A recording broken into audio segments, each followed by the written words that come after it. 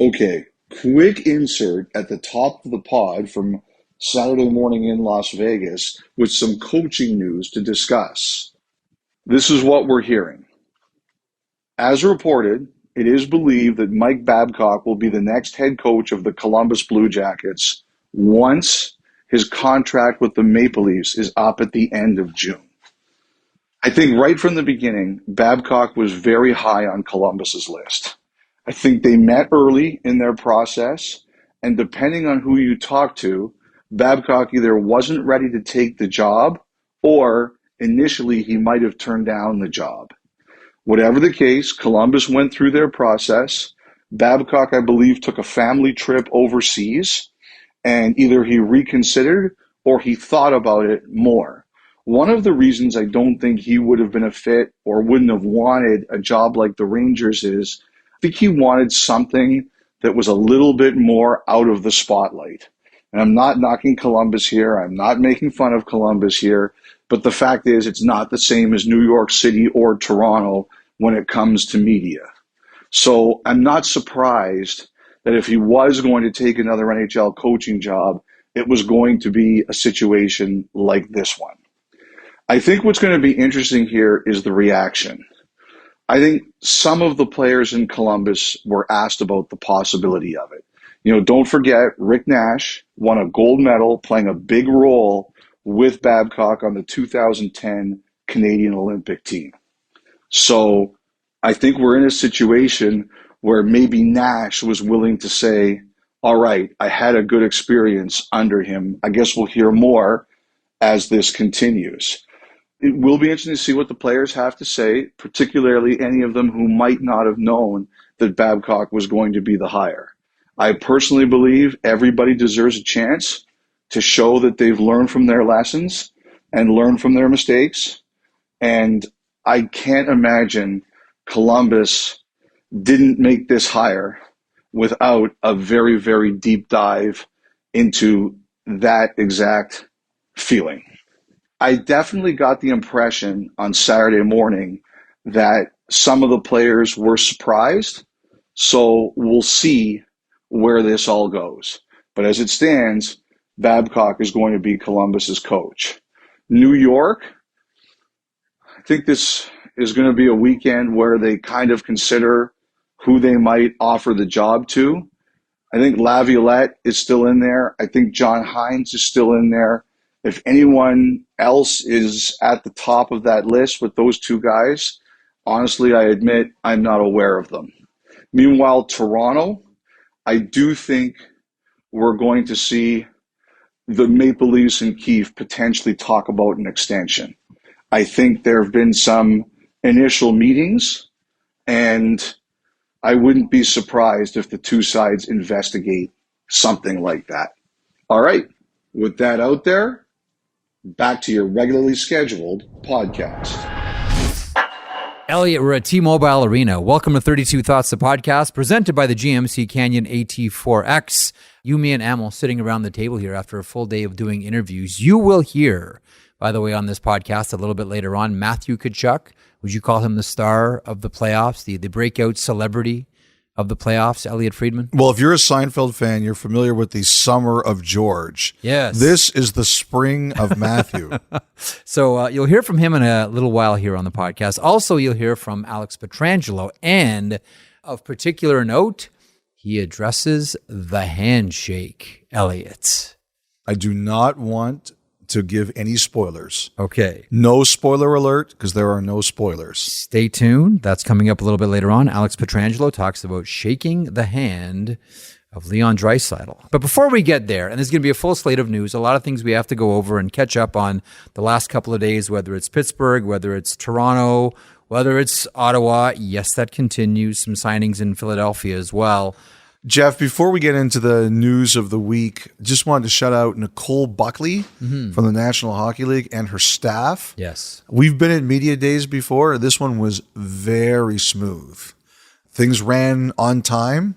If they didn't, it was because Jeff asked too many questions. How dare you? But you cad. I have to say, it was excellent. This was as smooth a media day as I've ever seen. Thumbs up from us here. And also to our crew, led by Almal Delich, Jeremy McElhaney, and the technical people. That's a local Vegas crew, right? They were really on the ball. So just wanted to say thanks to everyone. Want to start off by talking a little bit, or actually throwing to a clip and getting your thoughts on it, from the two head coaches, Paul Maurice of the Florida Panthers and Bruce Cassidy, the head coach of the Vegas Golden Knights. We didn't sit down very long with both of them. I mean, this was car wash time here, but they gave us some really good stuff. Let's start off today by hearing from Bruce Cassidy on where the Stanley Cup will be won. Well, it's interesting because I would say in the slot battle, I think the team that controls the neutral zone is always going to have an edge because you're forechecking, you're getting to your game. I think both teams forecheck well, but if we get away from that, I think the slot battle will determine the Stanley Cup. And so, true to form, after we spoke with Bruce Cassidy, we spoke to Paul Maurice and asked, well, the same question. We recycle here. Save the planet.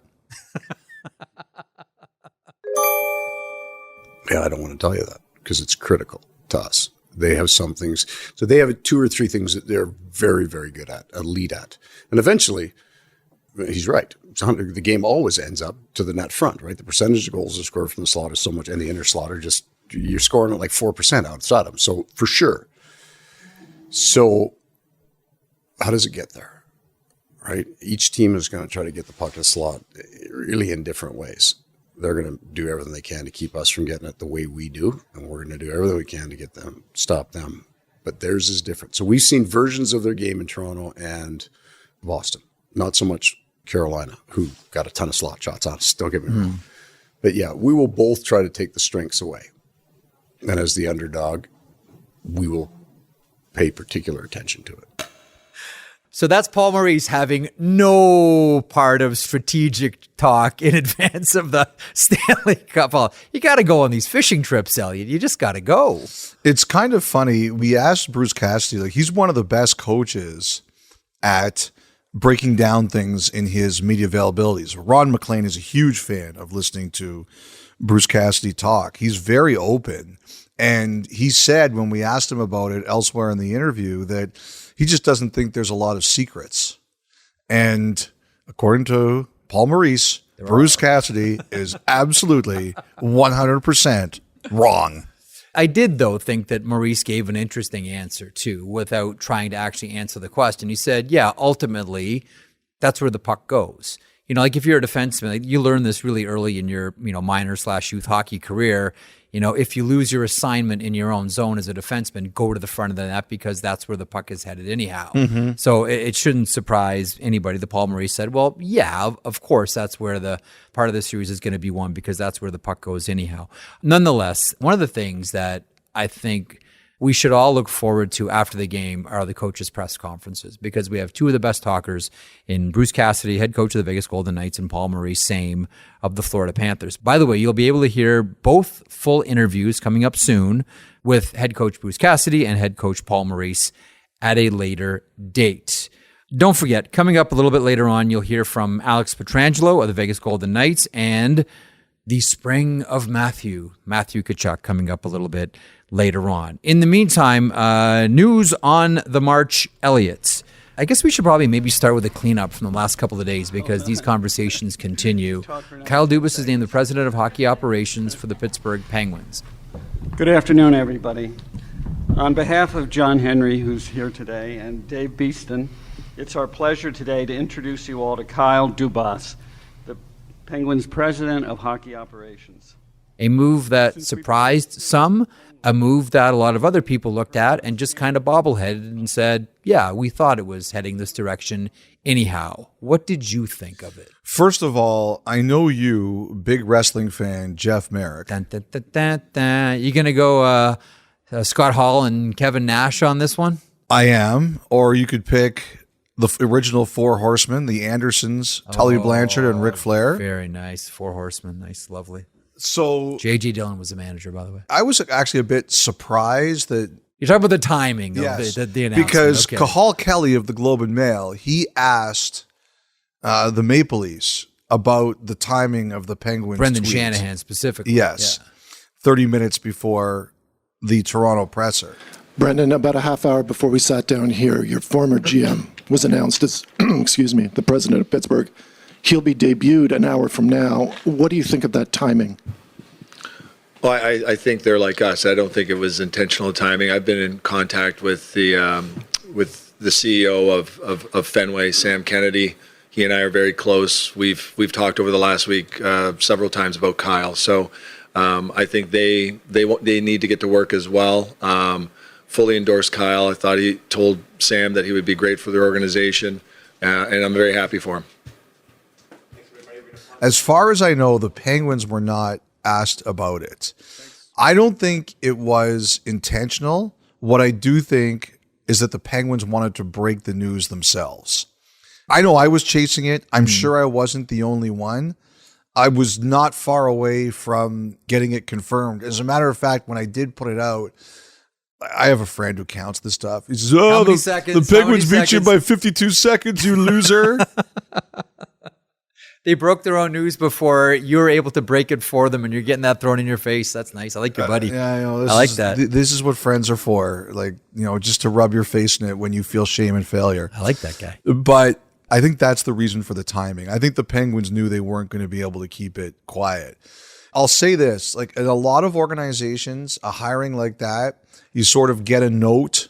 I don't know what they do, a group chat, a WhatsApp, like an email, whatever it is. WhatsApp. Oh, that's what I said. What's up? That's so embarrassing. What's up, Grandpa? Well, you have to leave it. I actually said what's up. That is awful. After people were ripping me for using the word lit in a tweet on Friday. Anyway, so whether it's a group chat, a WhatsApp, an email, whatever it is, normally you hear that. This, from what I understand, was not the case in Pittsburgh. As a matter of fact, I don't know if this is exactly true, but I'm betting it's close. They sent the tweet out and basically Kyle Dubas, David Beeston, and John Henry showed up. That's how tight it was in Pittsburgh. That's how tight they kept it. Sticking with the pro wrestling theme, by the way. Don't think they're avoiding this. This Yes. is like the swerve of all time. They did everything they could to keep it as quiet as they could. Yeah. I know some people out there are ripping Dubas for I'm Toronto or nowhere. It's tough for me to. What I would say is that I'm not going to. I definitely don't have it in me to go anywhere else.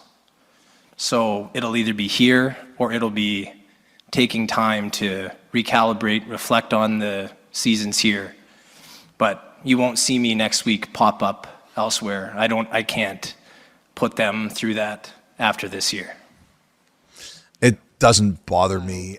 Jeff, you can tell me if you think I'm wrong, but the moment it ended for Dubas the way it did, he was going somewhere. Because the situation changed. It wasn't by his decision. If you're looking for a reason why Dubas said one thing but did another, well, the ground shifted under him. He wasn't controlling his fate there in that situation. He was dismissed. He was dismissed from the Toronto Maple Leafs. So the situation changed for him, so he adapted accordingly.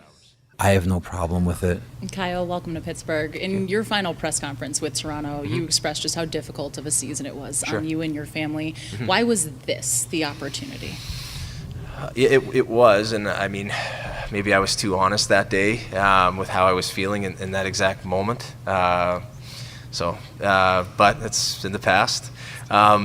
The way that we viewed it was when we came to the last day there, so Friday the 19th, or I think that's the date, and I have in my head. When we got home the next day, you get inundated with calls, texts, people want to come over to the house. It's nice, but it's also sad. And then the way that we viewed the next day was very early the next morning. I was on the phone with one of our staff there, and I had a 617 area code call, and I hung up, and it was a message from Sam, who told me that they had permission from Toronto, and my initial inkling was, we need to take a breath here before we entertain other options, because that was our intention at the beginning of the week. And my wife then, later in the day said, I actually think you should go and at least meet with them, because, she said if they're great people and they have a long-term view of the organization, it's going to be a great fit for you in terms of what everybody is about, that you're going to work for and work with, and the staff has a great feel, then we're going to be moving anyway now. So our kids are going to be 6 and 2, Leo will be in grade 1 next year.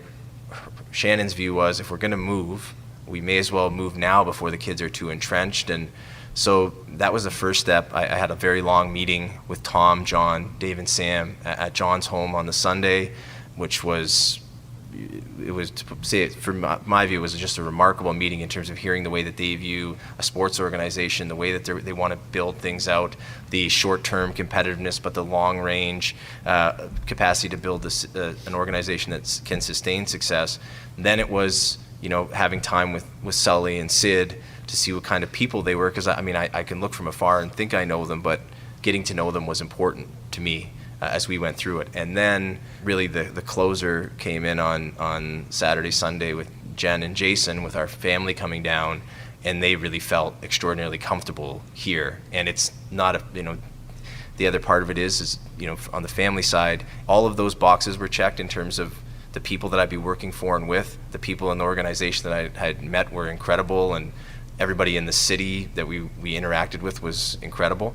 And then once Jen and Jason were great with showing us around, we all became very comfortable with the idea. So it wasn't the intention going in, but seeing that we were going to have to move anyway, you never know that if you pass on this, is an opportunity to work with these people, and for a city like this and a group like this going to be available. And so we jumped in today with both feet.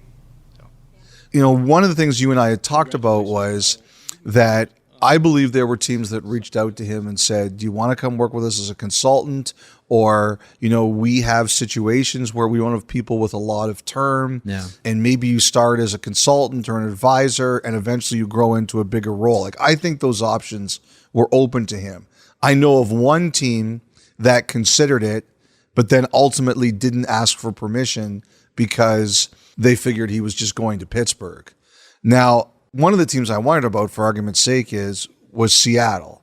Is there a Sioux connection there? Let me just check my notes. Not only that, but they're really tight, Dubas and Ron Francis. And I'm not saying he would have gone in as the GM, but I think Dubas knew that if he wanted to, he could join the Kraken in an advisory role and then, see where everything went. But I think the way it ended, I think he wanted to get right back in and prove to the Leafs that they made a mistake. And I thought it was really interesting, the tone of the press conference. When the Maple Leafs were asked about Dubas, Brendan Shanahan was complimentary. Mm-hmm. And, he said, I gave Sam Kennedy, who works for Fenway, our full endorsement. Dubas barely mentioned Toronto. And you could tell, this is personal now for Dubas. This is business. He made a business decision. And for Kyle Dubas, this is personal, and he wants to beat the Leafs in the worst way. Now, it's interesting when you look at the title as well. We wondered about general manager. Now, we've talked a lot about how this might just be strategic. He comes in as president of hockey operations. I think anyone who's followed Kyle Dubas's career and knows where he's at knows that he still wants to have hands on the wheel here. He's 100%. Still got the juice to be the GM. That's what Dubas prefers, and that's what Dubas wants. Mm-hmm. I think I said to you on the radio the other day that it kind of feels a little bit like a Vancouver situation where, technically Patrick Allvin was the general manager, but we all knew that Jim Rutherford was making the moves. Mm-hmm. That's very much the way we suspect it's going to be here. So what happens then to the position one lower than the president of hockey operations? What happens to the general manager spot? Is that a title that is now used to lure people out of organizations, most obviously the Toronto Maple Leafs? Or is it something else? How do you read that situation? He's president of hockey operations, but we know he's going to be the GM. As we record this, I think it's been reported that there were 3 people let go in Pittsburgh. I think there's more possible to come if they haven't happened already. Alex Schall, Carey Huffman, Tina Murray. I think people there are worried that there will be more if they haven't happened already. Mm-hmm. There were some people who were really upset about some of the circumstances around those. Look, Pridham is the one that all the Leaf fans are wondering about. People forget that Brendan Shanahan hired Brandon Pridham. Shanahan came to Toronto from the NHL and Pridham was the guy he absolutely wanted to take with him. I think the Leafs will do whatever they can to keep him, and they're hopeful. I don't want to use the word confident because I don't know, but they're hopeful that he will stay. I think the two names that people talk about are Wes Clark, who's the director of amateur scouting, and Daryl Metcalf, who's one of their assistant general managers. I do think it's very possible that Dubas will want, and the Penguins / Fenway will want someone to come in there who's relatively fresh and new, that can eventually be groomed towards being a future leader of the Penguins hockey ops. They interviewed a lot of people, relatively newer people. Evan Gold from Boston, Kate Madigan and Megan Duggan from New Jersey, Cam Lawrence from Columbus, Sam Ventura from Buffalo, who used to be in Pittsburgh. Did they interview Alexander Mandrycky from Seattle? I have not heard Alex Mandrycky, no. Yeah, I know. Okay, so I don't know if they interviewed her or not. I wouldn't be surprised if it's someone like that, someone who can grow into the job. But I agree with you. I think he's going to maintain the decision-making power. When he and Shanahan were trying to sort this out in Toronto, he wanted to be able to talk to the board when he had to, but he didn't want to do that all the time. Mm-hmm. He wanted the GM role. He didn't want to manage up. Whether or not he has the title of GM when this is all over, right, he's going to be the GM. You know, there's a elephant in the room here, and I'm just going to splash the name out and see what happens. What about Jason Spezza through all this? I'm glad you mentioned this. So, as mentioned, I think one of the reasons Spezza resigned when he did is because I think they were thinking of making him interim GM in Toronto. People don't think Spezza wants to move. I don't want to speak for him. That's his decision. So I don't see him as GM. I do think he's going to be in the Penguins organization. I think the biggest thing is, like, he had term left. So technically Toronto could block it. Now, someone said to me, you could hire him to work for Fenway. Unless there's specific language in his contract preventing that, you could hire him to work for Fenway. See, I've wondered about that because I think that the Fenway model is going to be the sports ownership model of the future. And what that does is provide you cover to make hires like this. So it's not the actual team that makes the hire, it's the parent company that makes the hire, and you can kind of skirt some rules and regulations and get players out of contracts. Do we know if this has been addressed at the NHL level before to try to close this loophole? Or do you know if it's even one that the NHL would even Do you remember bother? The last time they got in the middle of this mess? It was, okay, we're going to do compensation to teams if you lose a GM or a coach to another team. That was a disaster. And Bettman said, I'm only doing this if I don't have aggravation. Yeah, there was It took him like 10 minutes until there was aggravation. And he said, get this crap out of here. I don't want to deal with this. And the one that blew it up was Peter Chiarelli from Boston to Edmonton. Yeah. And Edmonton was like, you fired him. We don't have to pay compensation. And Boston was like, no, you do, because he's still under contract. He's under contract. And Bettman threw up his hands and said, I told you I didn't want any of this BS, so we're blowing it up. All right, so that's the Kyle Dubas Penguins situation. There will be plenty more on this in the days and weeks to come. The Toronto Maple Leafs introduced their new general manager, and just by the virtue of who Brad Treliving is and where Brad Treliving has been and how he's worked and where he's worked, we knew there would be a different tone to the press conference than Maple Leafs fans had been used to with either Kyle Dubas or previous with Lou Lamoriello. I mentioned to you on the radio the idea of pendulums, overcorrecting to find their balance, and Lou was at one extreme and Kyle Dubas was at the other extreme. And does it feel like Brad Treliving is kind of in between those two? Do you think he is? I think that's a very fair description. I think Treliving is a guy who, he was a tough player when he played. Famously fought Gino Ojic at training camp once. Not always a great decision maker. Wow, that's guts. But a tough player when he played. But, in Calgary, Chris Snow was the person who created a lot of their analytics, and they paid attention. They listened to a lot of this stuff. So I think he's someone who looks at everything. He comes from the business world too. Mm-hmm. So I think you tend to look at things very analytically there. Look, he did all the right things in his media conference. He didn't pour gasoline on the fire. Like, one person I know that you and I both get along very well with is John Ferguson. Yep. I always remember his first media conference when he thought he was answering a really simple question. No, I don't think we're going to bring back Doug Gilmour. and it turned into a firestorm, a first day firestorm. So I always think about, do you get through that first day without igniting anything? And I don't think he did. Like, he basically said, look, like, I believe in talent. Austin is one of the elite players in the world. You know, we're not talking about a good player in the league. We're talking about an elite player in the world. Getting to Austin is a priority, but outside of the contract stuff, number one is just getting to build that relationship. You know, it's not walking down and trying to arm wrestle about contracts. It's getting down and getting Austin me getting a chance to meet him, but more importantly, having Austin get a chance to meet me. That's priority number one. You know, there's a lot of things that are priorities. Sheldon is as well. And as I said to him, it's a little unique situation. You know, that's the business. My outside lens of Sheldon, I look at a team, was it 2 years as a full-time coach, 115 points, 111 points.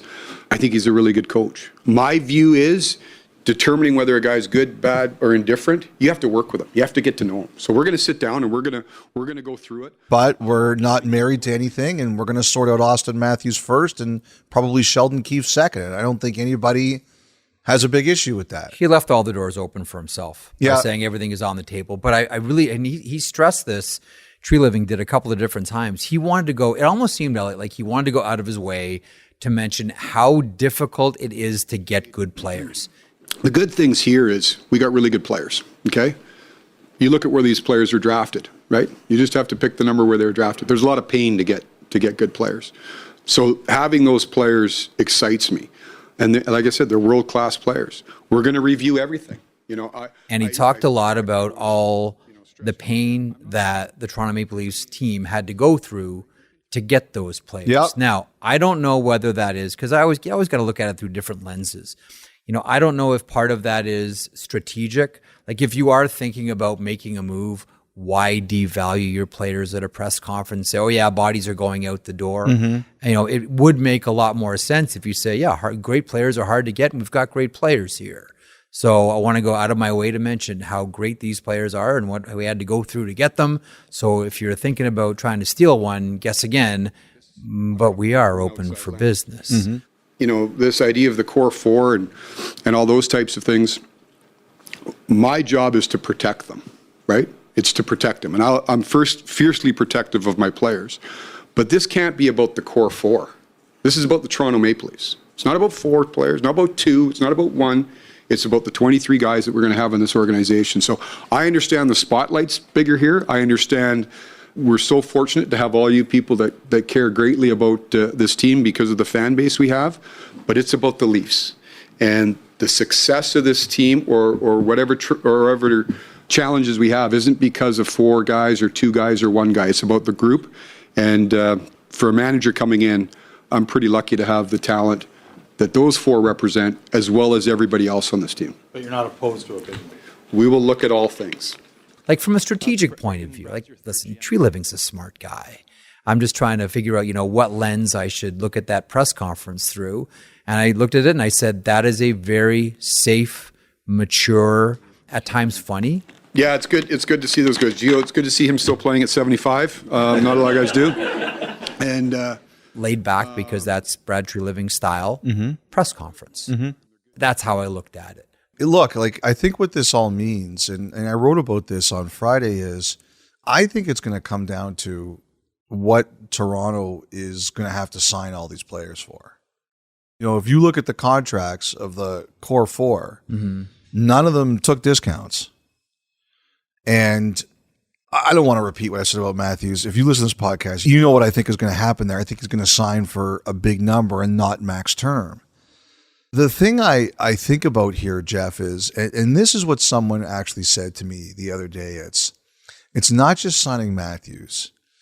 The last time they went through all this, when they signed Matthews, well, now Marner has to go to this number. And now Nylander has to be taken care of. So I think that's what's going to be the biggest factor here. And, Treliving's big thing is, can he get Matthews to commit to July 1st? Okay, I don't know. Like I said, I think Matthews is going to sign. I just don't know if it'll be done by there. Well, then all of a sudden, now you can start laying the groundwork. Well, Nylander needs another deal. Marner's going to need another deal in a year at the earliest. That's what I think is going to determine the future here. Like, the last time Toronto didn't say no to anybody. They said yes, and they got all these deals done. Is it going to be different this time? The thing that's interesting about Treliving is he's lived the scenario of a star player going into the last year of the deal and what can happen. He's lived the scenario of keeping a coach after you've been hired. He's also lived the scenario of, because Keith's going into his last year, giving a coach an extension, and then it all goes sideways. He's lived all of this. And that's the most fascinating question to me is, how does that shape his philosophy here? Listen to the 32 Thoughts podcast ad-free on Amazon Music, included with Prime.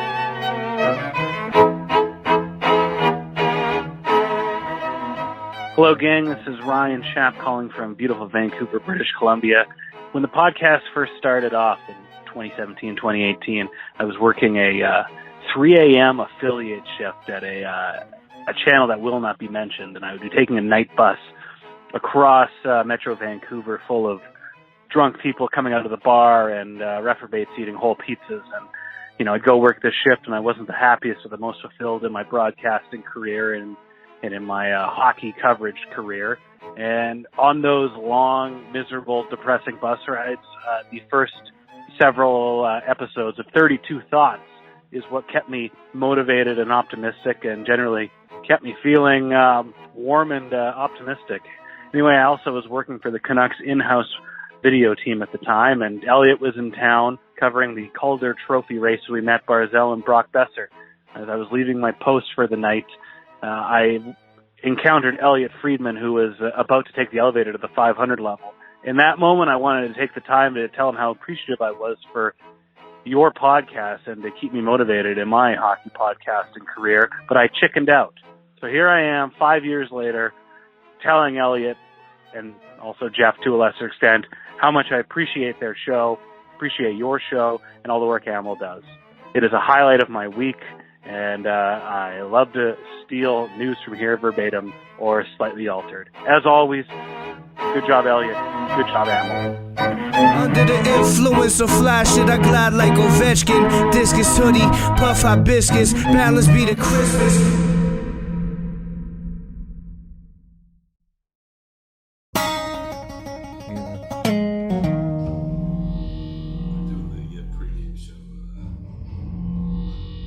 Well, we'll just have to go. You get the. Can you just let listeners know? Yeah.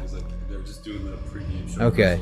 So as you can hear, by the way, before we continue here with this podcast, because we're at T-Mobile Arena in a side room and we're about 30, 40 feet from the rink, what you're hearing is the music as they rehearse the pregame show for Game 1. So that is what we refer to, Elliotte, in the industry as ambient sound. If you're hearing that in the background, there's a little preview of what you're going to see on and hear on Saturday nights.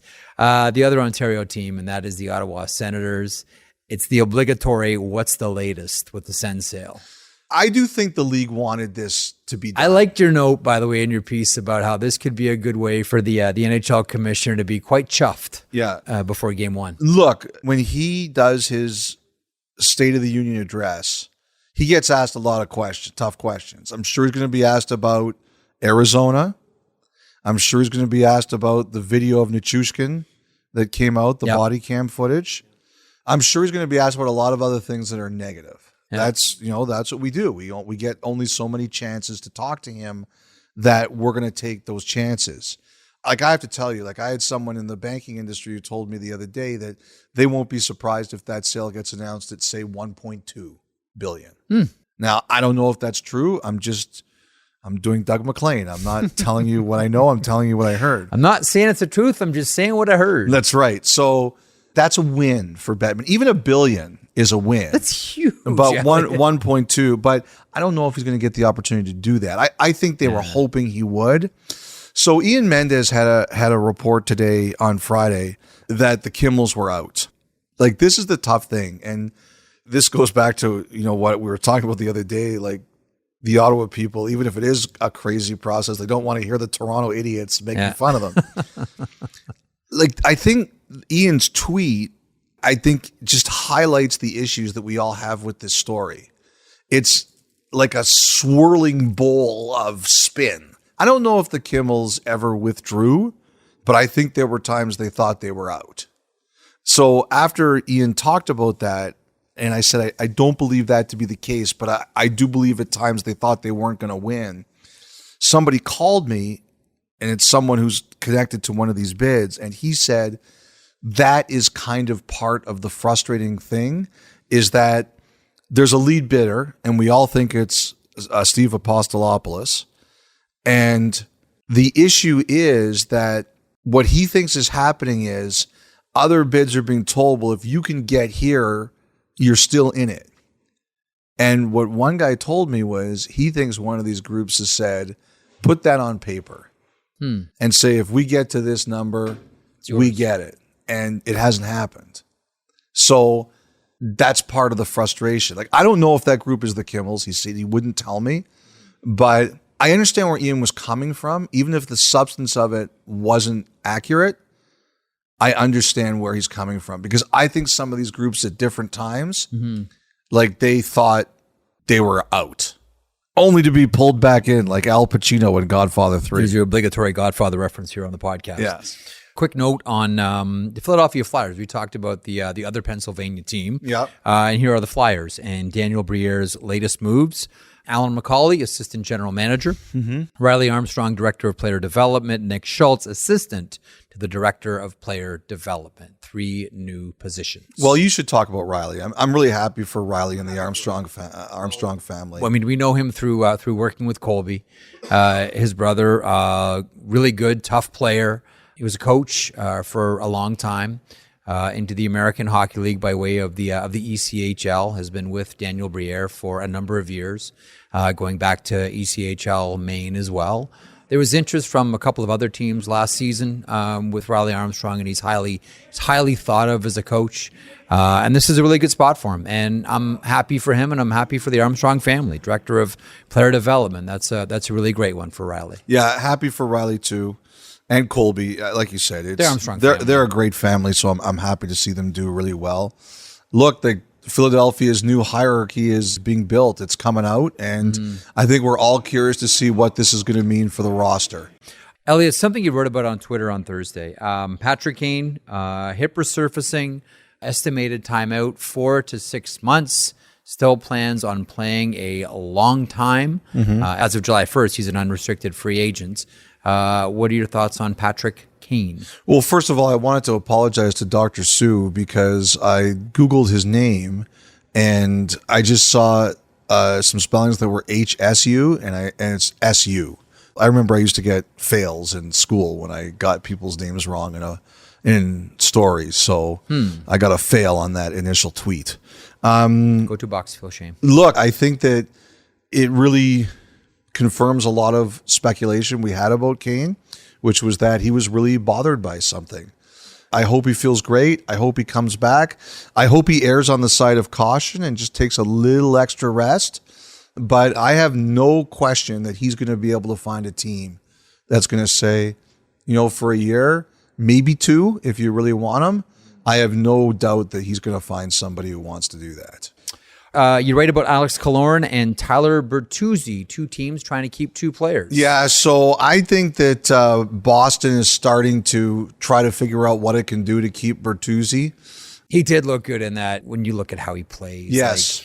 Now, with Bertuzzi, one of the reasons I think it didn't work out with Detroit was because of term. That, he had a certain term and he preferred to stay there and the Red Wings weren't willing to go there. I don't assume that any of that has changed.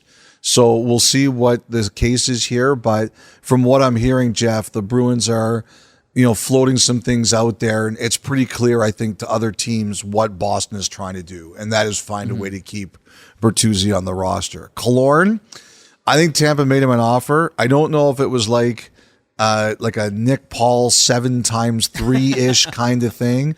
Yeah. But it was something along those lines, like a long-term lower AAV number. And I just don't think it's going to work. I mean, I've heard there's a lot of interest in Killorn out there. Tampa, a lot of interest. You know this, Elliotte. There have been so many times where we thought, okay, they're going to finally have to cut bait here with Alex Killorn. Yes. And you can tell how much they value this player. Yes. I mean, how many different times at the draft have we said, okay, this is where Alex Killorn's finally going to get moved for cap relief and for cap reasons, and it never happened. So reading your piece on Friday, that didn't surprise me, just because of how highly they think of this guy.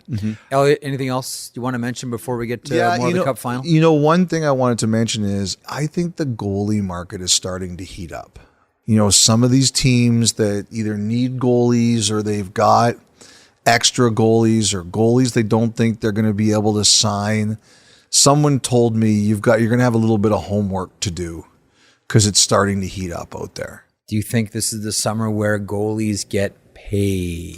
I think Hellebuck, anywhere he goes, is going to get paid if he's not in Winnipeg.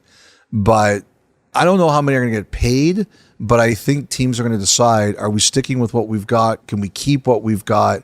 Or will we have to look elsewhere? Like someone said to me, it's really starting to heat up. And that's actually Dubas' first big decision. Oh, Tristan Jarry, yeah, for sure. I got to tell you, I was thinking about this. So one of the people, as you mentioned, that they let go of was their strength and conditioning coach. Tina Murray. Yeah, Tina Murray, the strength and conditioning coach. Like whenever I hear that, I wonder, is that their way of saying, well, Jarry kept on getting hurt and we just have to find a new way to work around him. Like a new plan. And please understand, I'm not saying that Tina Murray was bad at her job or anything like that. All I'm saying is that whenever a team gets injuries and the strength and conditioning coach gets let go, I wonder if they're saying, okay, we need a new philosophical way of attacking that. Let me be a little bit more Pacific, as we say in the Atlantic. Will this be the summer of not just the goalie getting paid, but the backup goalie getting paid? Knowing how much teams now are looking at their goalie situation and saying, we're not playing this guy 60 anymore. We need a goaltender that can give us quality starts, like 30 quality starts. That's going to cost. I kind of look at it this way. I like to see people get the bag, so I hope they get paid. But if you're not happy with your situation or you can't keep it for financial reasons, you're starting to look around. Quick pause. We'll come back, talk more about the Stanley Cup Final, Game 1 on the horizon on Saturday night. You'll hear from Alex Pietrangelo of the Vegas Golden Knights and Matthew Tkachuk of the Florida Panthers.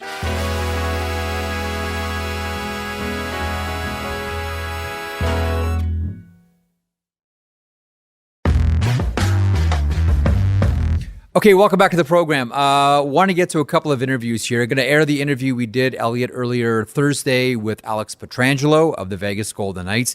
Gave us some really good stuff. And stay tuned. Yes, Elliotte does ask about the handshake. But first, Matthew Tkachuk. We knew it was going to be good. It always is with Matthew Tkachuk. But a lot of this conversation, and you'll hear it here in a couple of moments, revolved around his appearance on the NBA on TNT and becoming, not just the face of the Panthers, but the face of Florida hockey and maybe even we say the face of the NHL right now. Before we get to the interview, your thoughts right now on Matthew Tkachuk. I don't want to talk anymore. I've spent the last 40 minutes talking. People are sick of me. They want to hear from Tkachuk. They want to hear from Pietrangelo.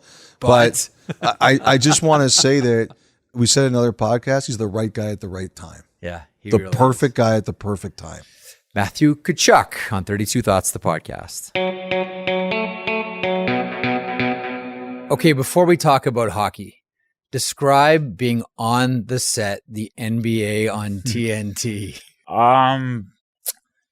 First of all, it was unreal talking with those guys on camera. It was super cool. My favorite part was talking with them off before for 15, 20 minutes. We were just hanging out like in their TNT room and just like watching highlights of basketball and hockey was on and hearing their opinions on basketball and everything. It was cool talking to Charles. He's a super funny guy. And like what you see on camera, like he's exactly like that off. And somebody who I'm very lucky to say has been like following me and I've been following him for forever. So the fact that he even knows who I am is pretty cool. So talking with him and Shaq, who I met on air, was awesome. You know what? The thing that I really liked about that, watching that whole thing, Matthew, is that, obviously Shaq and Kenny Smith aren't huge hockey fans, but they had really good, like I thought the question Kenny Smith asked you about what's more important about the skating or the stick handling and Shaq pretending he wanted to fight and stuff like that.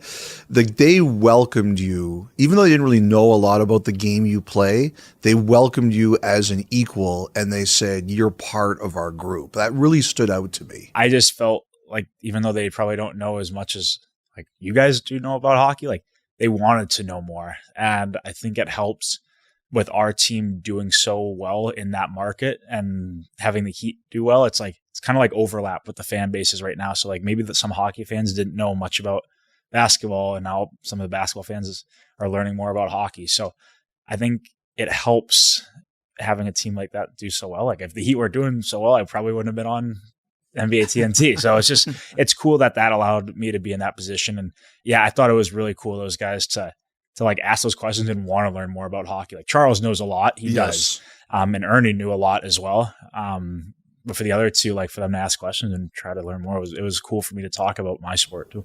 One of the things people have been talking about here is that it's not only the summer of, or I guess the spring of Tkachuk in terms of the way you've played, but it's also the spring of Tkachuk in terms of your personality and the attention that you've brought to the game.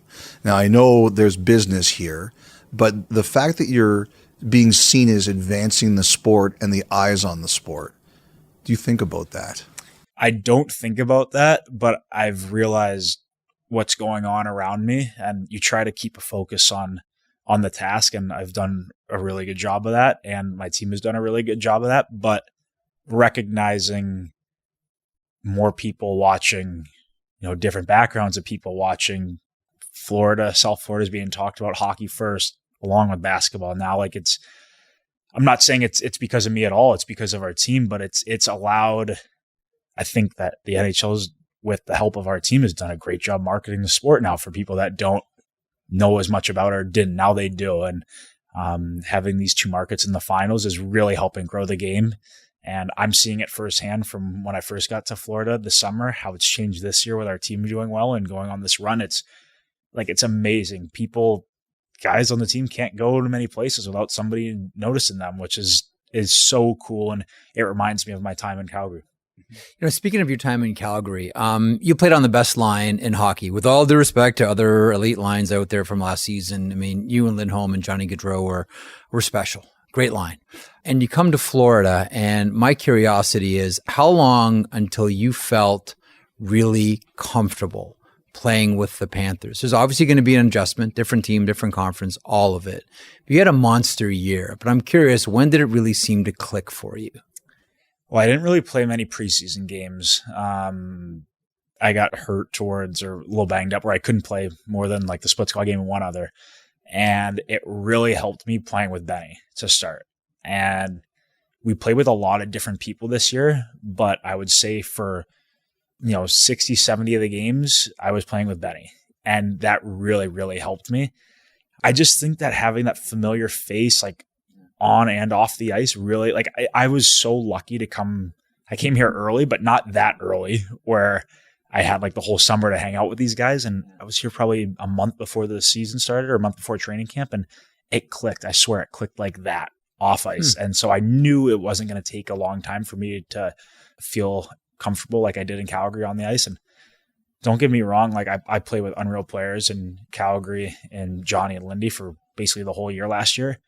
But coming down here, I didn't realize the skill level. I knew they were really skilled, but that first day in the summer skating with them, I was like, I had no idea they were this good. So that made it super easy. It didn't matter who I was playing with. They were a really, really, really good player and really offensively gifted. And I think that's what the Panthers have been known for the last few years. And we've kind of changed that in the style we're playing. And we still have that offense, but now we're playing more of that gritty style, which suits my game. So it helps me. What did you think of Paul Maurice when he was coaching against you? And what do you think of him now? Didn't like it when he said all those terrible things about you. Well, I know he probably wasn't the biggest fan of me. That's probably the easier way to answer it. But I'm super lucky to have him as my coach now. Sure. And first time I met him was right before training camp, and we just sat down and talked about what would make me a better player, which we knew would both ultimately help our team, and the vision he had for our team. And the vision he had for our team is exactly where we are right now, playing the exact way we're playing right now. So he's super smart. He's a great motivator.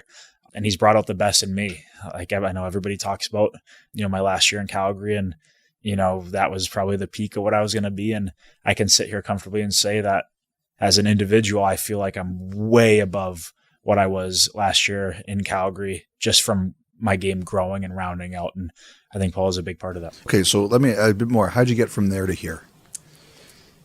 Because you've been unbelievable. I would say trust is one thing. Every team has a certain standard, how they want to play, but there's a little bit, I would say, of rope that Paul has given me and that I can do some things that I know are my strengths. And it's just allowed me to feel really comfortable in this, whether it's, you want to call it system or lifestyle or with my teammates. And I mean, I don't know if I'm playing a lot more than I have before, but I know I put a ton of work in the past few summers to be able to play the big minutes. And I think it pays off. You know, I'm super lucky to have my brother that I train with every single day in St. Louis. And we have such a great schedule and our routine. And to be honest, like our schedule of training is based around playing in like playoff overtime. Like that's when it's going to pay off. And I feel like this year in playoffs, like as the games have gone on, I feel like I'm getting better and I feel more fresh, like the longer the series go or the longer the game goes. And so I credit my brother for that. You come from a super talented and competitive family. Your father, your mother, your brother, your sister. This is the first time that anyone's been this close to this in hockey, the hockey's ultimate goal. What's it like for all of you with you 24 hours away from starting this last part of the journey? Yeah, it's been amazing. It has. And to have their support, like I didn't think anybody would want to win more than me. And my whole family, like the 4 other members of my family, want it just as much. Like they're so dedicated to our team. Even my brother, like he knows that this has been a dream my whole life. And I know some people might think it's weird if he like comes to a game or whatever. Like he's supporting me and he wants me to live out a dream right now. And I know if roles were reversed, I'd be doing the same for him. So it's not a lifelong dream just for myself to be able to lift the cup and have all that glory and you know, completing that goal. It's for the people that have supported me for my whole life, like how gratifying it'd be for them to see me do that and to know they played a little part in it. That's why you want to do it. Let me follow up on that really briefly. This is my last one. I remember speaking to Elliotte and I talked when your brother was going through his contract situation with Ottawa. And you gave us a quote where you said, if you negotiate with one of us, you negotiate with all of us.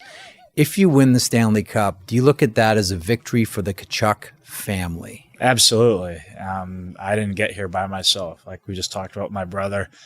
When the season ends, he's the guy I'm going through the summer trenches with, if you want to call it, with all the long workouts and work days and all that stuff. So he's the guy pushing me. So I know it'll be very satisfying for my brother to know that he played. Well, he's so like selfless where he'll be like, it was all you. But no, he's probably the biggest reason why I'm ready to go and, you know, in these positions and feel good in these positions. So, and obviously my parents and my sister, like they've been there every step of the way and the amount of sacrifices they've made. Mm-hmm.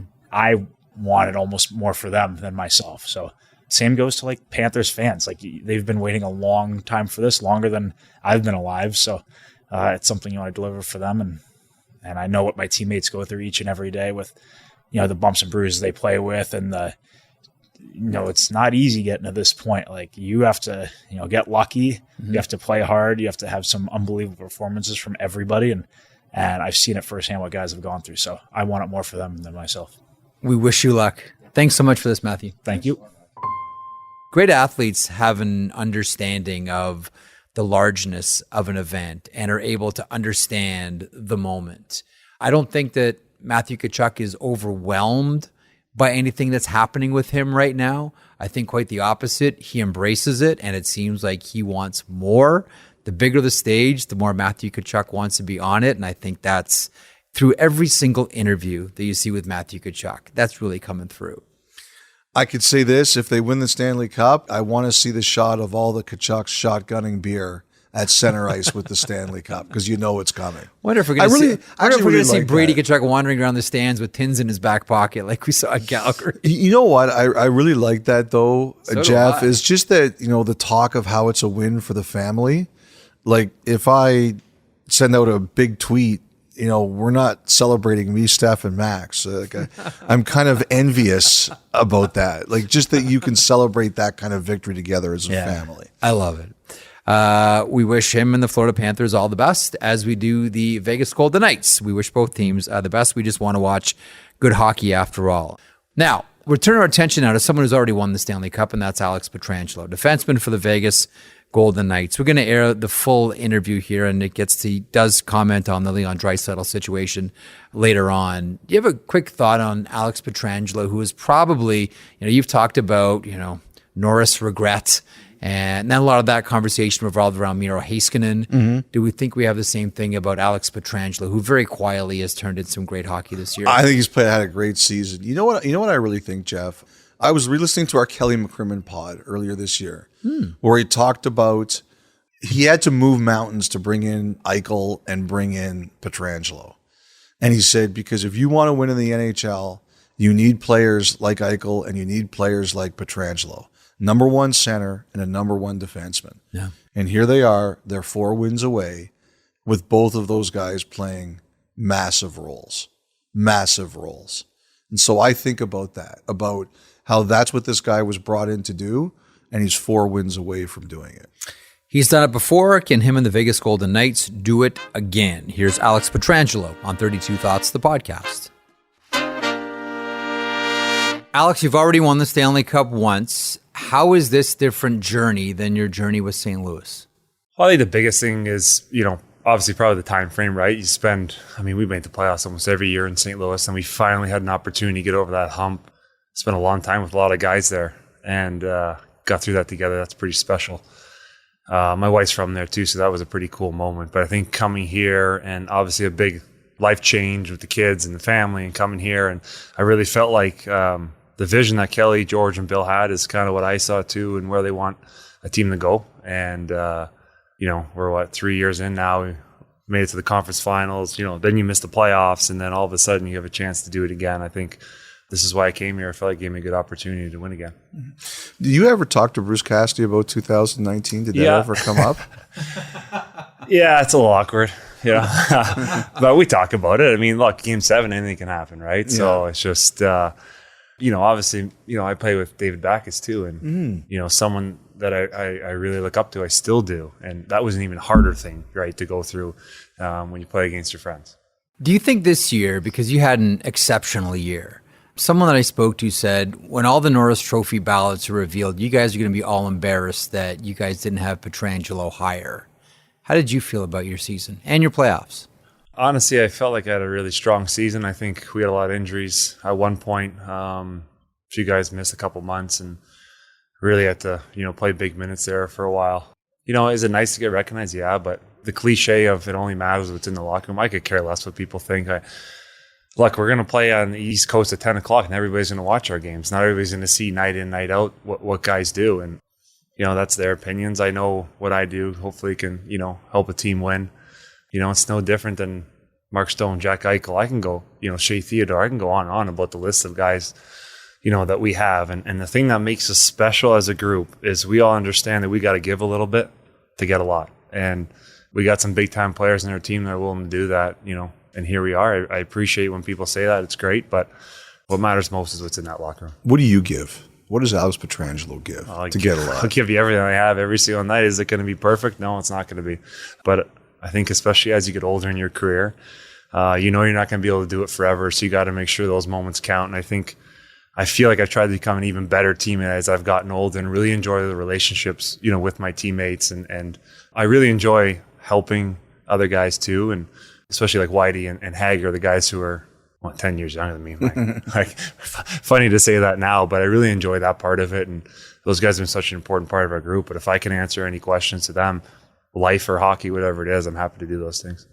The relationship between a defenseman and a goaltender is a special one. And there are certain ways, this, like you read off goalies' body language or what they're going to. One of the stories about the Vegas Golden Knights this year is how many goaltenders this team has used this season. How much of a challenge has that been for you? You know what?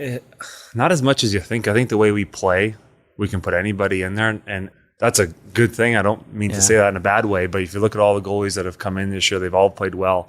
And I think we know how each guy is going to play. There's similarities between, different guys, but they all do have some tendencies that maybe you adjust to. But I think our style and how strong we are as a group on the back end, I think we're lucky that we don't have to change much when those guys go in.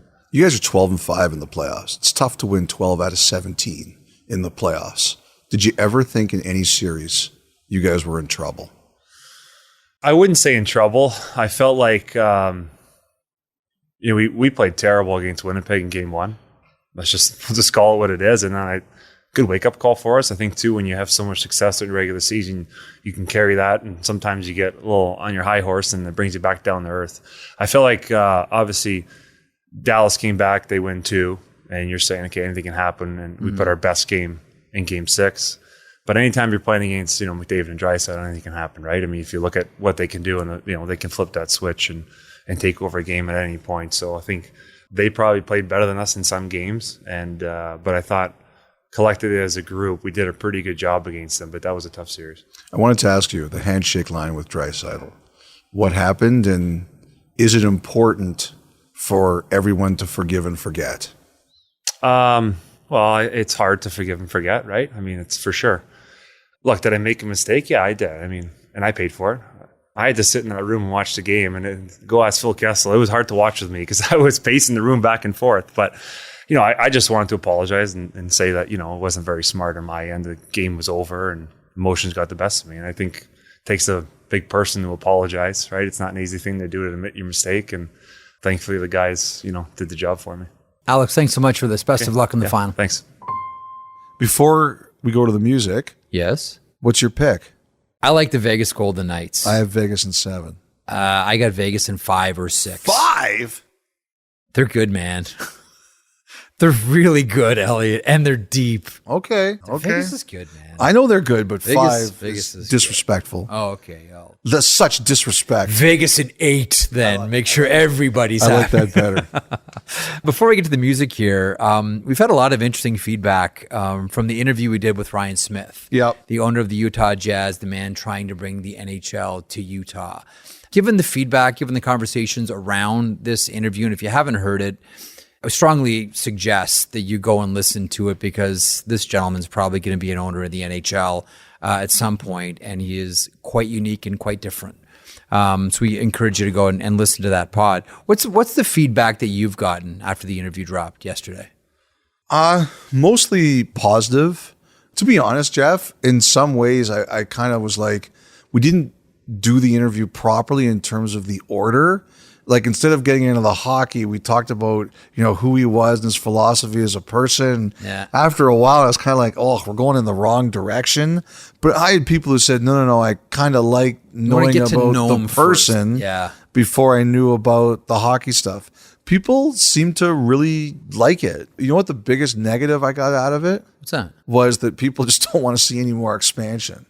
They're like, we don't want to see any more teams. If you have to relocate, I said to one of them, you better get used to it. You better get used to it. But, I think for the most part, people seem to enjoy it.